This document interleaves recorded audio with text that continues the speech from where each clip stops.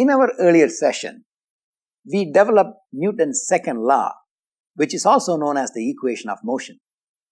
Sum of all the forces equal to mass times acceleration.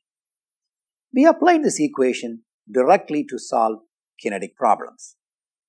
A simple transformation of this equation can lead to the development of the work-energy principle. Remember the kinematic equations that we already have? Velocity is the rate at which the position of a body changes. Acceleration is the rate at which the velocity of a body changes. By eliminating dt from these two equations, we get an expression correlating velocity, acceleration, and displacement. This can be rearranged in terms of acceleration as well.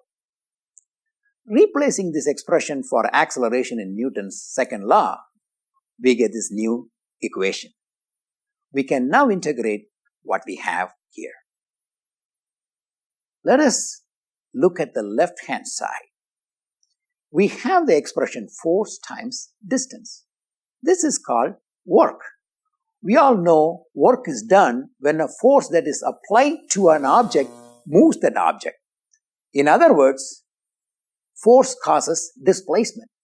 To be clear, if I push this object and if it moves, work is done.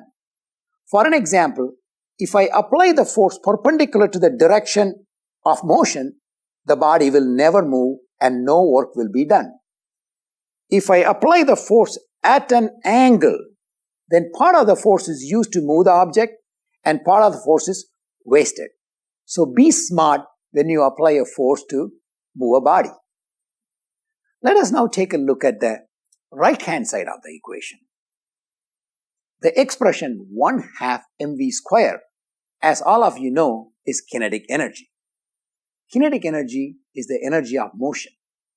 Any object that is in motion, whether it is vertical or horizontal, has energy. Kinetic energy is an expression of the fact that a moving object can do work on anything that it hits. This is why when a moving object hits another object, there are damages. The right-hand side of the expression contains both final and initial kinetic energy of the particle, which shows the change in kinetic energy. For simplicity, we can denote the left-hand side with the notation U sub 1 to 2 and the right-hand side with delta T.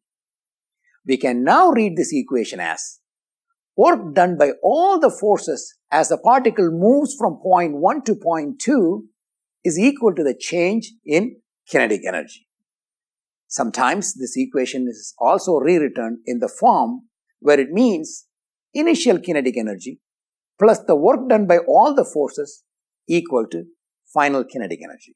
As you can see, a simple transformation in Newton's second law leads to the definition of the work and energy principle. This principle is very useful in solving kinetic problems involving velocity, force, and displacement.